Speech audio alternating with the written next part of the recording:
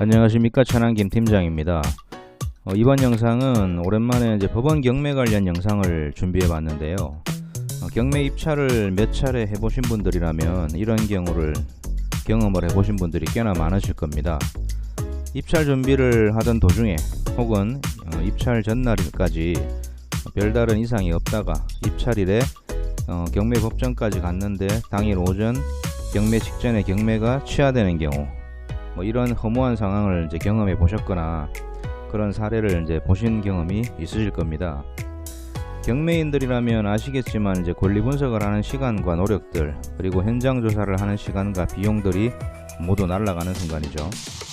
경매 물건은 또 많이 나오겠지만 그동안 공들였던 이제 노력과 시간들, 그리고 이제 비용들이 굉장히 아깝게 느껴지실 겁니다.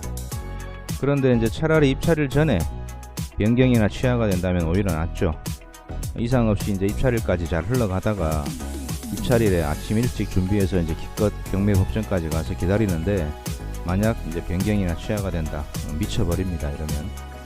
게다가 이제 입찰 법정이 있는 곳이 아닌 타 지역에서 멀리서 이제 법정까지 입찰하러 가신 분들은 아주 난감하실 겁니다. 물론 이제 경매 경험이 많으시거나 업계에 계신 분들은 미리 이러한 낌새를 사전에 이제 캐치를 해서 입찰일에 이런 허팀을 빼는 불상사를 사전에 예방을 할 수가 있겠죠. 이번 영상에서 저 김 팀장이 이런 노하우를 알려드리도록 하겠습니다. 영상을 끝까지 잘 보시고 잘 활용들 해보시기 바랍니다. 실제 경매 사건을 한 가지 사례로 보면서 설명을 드리겠습니다. 경기도 하남에 위치한 오피스텔 물건인데요. 작년 11월 8일이죠. 신건으로 이제 진행이 된 사건입니다. 이게 이제 신건에서 유찰이 돼가지고 다음 회차가 다음 달 보통 5주 시간이 이제 걸리니까 12월 초중순쯤으로 이제 2회차 입찰일이 예정이 돼 있었어요. 그때 이제 당시 시세가 한 2억 1, 2천 정도 했을 겁니다, 이게. 근데 이제 지금 보시면 1억 8천에 전세를 살고 있는 세입자가 그런 물건이었고, 이 한땡땡이라는 아마 법인 회사 같습니다. 법인인데 이제 채권액 752만 7천원, 2021년 5월 27일 기준으로 이 청구액을 기준으로 이제 경매가 신청이 된 그런 사건인데요. 감정가가 2억 1천만원이고 1회 유찰에 대해서 70% 가격 1억 4,700만원에 경매가 진행될 예정이었습니다. 시세보다 한 6, 7천만원 이상 저감이 돼 있기 때문에 매력이 있었겠죠. 그리고 물건도 위치도 굉장히 좋습니다. 보시면 미사역이 바로 지척에 있고요. 8번 출구까지는 걸어서 한 2, 3분 거리도 안 될 것 같습니다. 그리고 미사 호수공원이 바로 근거리에 위치해 있고, 초등학교들 2개, 그리고 중학교, 또 고등학교, 이렇게 학교 시설들도 이제 주변에 잘 갖춰져 있다 보니까 입지는 굉장히 좋은 경매 물건이었습니다. 이 물건을 이제 입찰자 입장에서 이제 분석을 하고 조사를 했을 텐데요. 이제 많은 사람들이 실제 시세는 이 감정가보다 조금 더 웃돌았어요. 이때 당시 때 한 2억 2천, 2억 3천에도 물건이 나오고 했으니까요. 작년 기준으로 시세보다 한 6, 7천만원 이상 싸게 이제 저감이 되어 있기 때문에 위치도 좋고 이런 매물들을 이제 관심을 갖는 분들이 굉장히 많았겠죠. 그리고 이때 당시 때 이제 전세가 보면 1억 8천만원에 지금 이때 당시 때 살고 계셨는데 2020년 9월에 계약한 거예요. 이게 전세 금액은 아마 조금 더 올랐거나 이 정도 수준을 유지를 하고 있었을 겁니다. 작년 11월 기준으로. 등기사항은 정보는 간단해요. 가압류 한 건에 경매 개시 등기 한 건, 그리고 임차인 1억 8천만원 보증금, 전세 임차인이겠네요.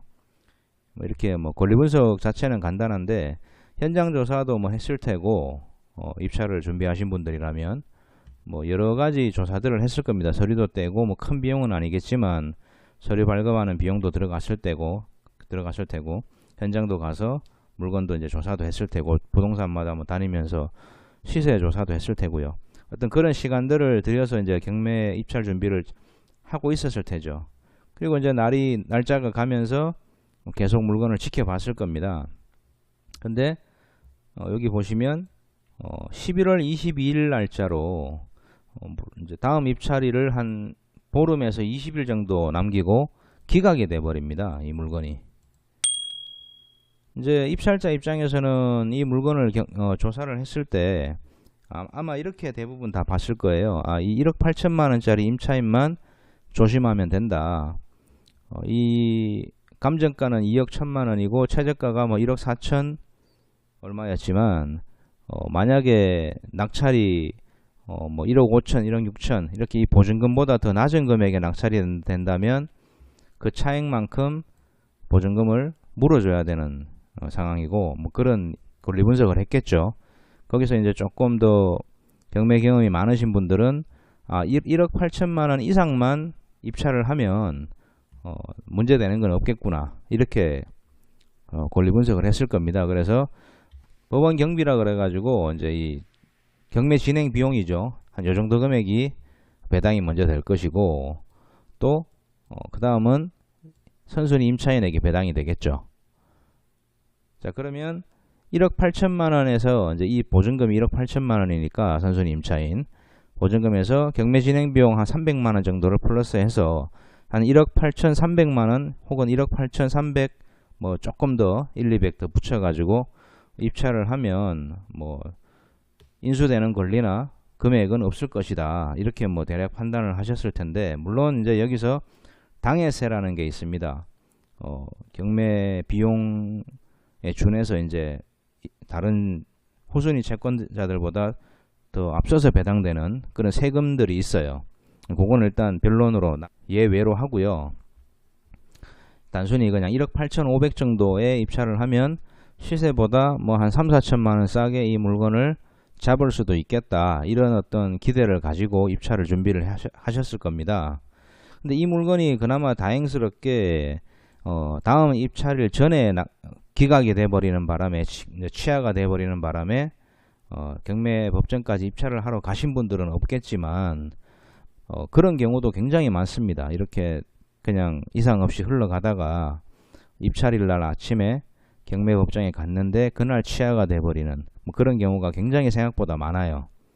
자, 그럼 이런 것들을 이렇게 취하가 되거나 기각이 되거나 뭐 이런 경우들을 이제 사전에 좀 예측을 할 수가 없나, 방법이 있습니다. 지금부터 이제 설명을 잘 드릴 텐데, 지금 이 물건 같은 경우는 이제 무익녀에 의한 기각이라고 해서, 쉽게 설명드리면 이 경매를 신청한 이 한땡땡이라는 이 법인, 이 사람한테 경매가 낙찰되고 나서도 돈이 돌아갈 게 없다, 배당금이 하나도 없을 것이다 라는 법원의 판단에 의해서 경매 실익이 없다고 해서 이제 이 물건을 기각시킨 겁니다. 법원 직권으로. 자, 여기서 이제 이 기각이라는 말이 무엇이냐, 민사소송법상 신청의 내용을 종국 재판에서 이유가 없다고 하여 배척하는 것. 자, 말이 좀 어렵죠. 자, 그럼 사전적 의미를 먼저 한번 보겠습니다. 소송을 수리한 법원이 소나 상소가 형식적인 요건은 갖추었으나, 자, 형식적인 요건은 갖추었습니다. 갖추었으나 그 내용이 이유가 없다고 판단하여 소송을 종료하는 일, 이거를 기각이라고 합니다. 자, 각하라는 것과 말이 있는데 이제 요거랑 조금 헷갈리는 경우가 많이 있습니다. 각하는 이제 무엇이냐? 똑같이 이제 민사소송법에서 소나 상소가 형식적인 요건을 갖추지 못한 경우, 자, 형식적인 요건도 갖추지 못한 경우 볼 필요도 없다, 뭐 이런 느낌이죠. 이제 그럴 때는 법원에서 각하라는 표현을 씁니다. 똑같이 없던 뭐 식으로 이제 종료를 하는, 소송을 종료하는 일인데, 이 각하나 기각은 형식적인 요건을 갖추었냐 혹은 갖추지 못했냐, 이제 요 기준으로 판단을 하는 것 같아요. 중요한 건 이제 다음부터 내용입니다. 법원 경매에 있어서 대표적인 경우는 무익녀에 의한 기각으로, 자, 방금 보신 사건처럼 경매 사건이 유찰이 계속되거나 혹은 낙찰되더라도 경매를 신청한 신청 채권자에게 돌아갈 배당이 없을 경우에 기각 처리한다. 신청 채권자에게 돌아갈 배당이 없는 경우, 방금 그 사건처럼 신청 채권자에게 돌아갈 배당이 없는 경우 경매를 진행하는 실익이 없으며 경매 진행으로 인해서 임차인이나 다른 채권자에게 불이익이 생길 수 있기 때문, 그렇게 생각하시면 될 거예요. 단 기각되기 전에 배당을 받을 수 있는 다른 채권자로부터 아까 그 사건 같은 경우는 뭐 임차인이 되겠죠. 등기상에는 다른 채권자는 없었으니까 임차인이 뭐 또 중복경매 신청을 한다든지 이런 다른 채권자로부터 중복경매 신청이 있게 될 경우엔 경매 절차를 그대로 진행을 합니다. 이때 이 중복경매 신청을 한 사람은 경매 개시일로부터 보통 6개월에서 1년씩 오래 걸리는 경매 진행 기간을 당길 수 있는 장점이 있습니다. 요거는 뭐 나중에 또 이 중복경매에 대해서는 나중에 뭐 한번 기회가 되면 또 영상을 준비해 보도록 하겠습니다. 이 무익리어 경매일 경우 법원은 이를 채권자에게 통지하고 매수 신고가 없을 때에는 경매 절차를 취소한다. 자, 이 경우가 무슨 말이냐? 지금 방금 보신 이 내용을 정리를 좀 해보면 이 한땡땡이라는 법인에서 이제 경매 신청을 했지만 이 한땡땡이라는 이 채권자의 가압류 설정의 날짜보다 이 송뭐뭐라는 이 임차인 전입신고와 확정일자 날짜가 더 빠릅니다. 한 1년 이상, 한 1년 가까이. 이분이 이제 선순위 임차인인데 배당 요구도 정상으로 다 했어요. 6월 23일 날. 배당 종기일이 뭐 8월 달이었으니까 한 2달 여유 남기고 권리신고도 했고 이상 없이. 그러면 이제 여기가 선순위 임차이니까 먼저 배당이 됩니다. 1억 8천만 원이 될 때까지. 그리고 나서 이 한땡땡이라는 법인이 배당을 받게 될 텐데 이 물건이 매매 시세가 2억 1, 2천, 2, 3천 정도 됐었는데 보통 우리가 이런 경우에 낙찰이 되면 뭐 한 1억 9천, 2억 이상의 낙찰이 됩니다. 자, 그러면 이 보증금, 선순위 임차인 보증금을 다 변제를 해주고도 이 경매 신청한 한땡땡이라는 이 법인에 돌아갈 돈이 생깁니다. 실무적으로는 진행을 해보면. 그런데 이 법원에서는 이 물건이 얼마에 낙찰될지를 사실 일어나지 않은 일이라서 단정을 지을 수가 없어요. 그래서 이 최저 경매가를 가지고 판단을 합니다. 신건으로 물건이 처음 나왔을 때 2억 1천에 나왔을 때는 이 1억 8천을 변제를 하고도 이 채권자에게 돌아가는 돈이 남기 때문에 신건에서는 진행이 됐던 거고, 여기서 입찰자가 아무도 없어서 유찰이 되고 나니까 최저경매가가 70% 1억 4,700으로 떨어졌습니다. 그럼 이 금액을 가지고 이제 법원에서는 판단을 하게 됩니다. 얼마에 낙찰될지 아무도 모르는 거기 때문에. 그러면 1억 4,700이라는 최저경매가를 기준으로 봤을 때 이 임차인 보증금 1억 8천도 다 변제가 안 됩니다. 당연히 이 한땡땡이라는 경매 신청 채권자한테는 돌아갈 돈이 없게 됩니다. 자, 이런 경우에 실익이 없다는 거죠. 이 경매 신청한 돈도 못 받아갈 건데 경매를 왜 진행을 하냐? 이유가 없다. 뭐 요건은 다 갖췄지만, 그래서 오히려 이걸 진행함으로 인해서 경매 신청한 사람한테는 돈도 못 돌아갈 건데 임차인이나 혹은 여기에 뭐 다른 채권자들이 있다. 이러면 이 사람들한테 피해가 발생할 수 있기 때문에 그냥 법원 직권으로 기각 처리를 하는 겁니다. 이제 이해가 좀 되시죠? 자, 그러면 이걸 어떻게 아느냐? 지금 방금 설명드렸듯이 우리가 이 물건이 아니더라도 어떤 물건을 봤을 때 권리 분석을 하다 보면 경매 신청을 누가 했는지 신청 채권자를 잘 봐야 되겠죠. 이 신청 채권자를. 등기부에도 이제 이렇게 찍혀서 나옵니다.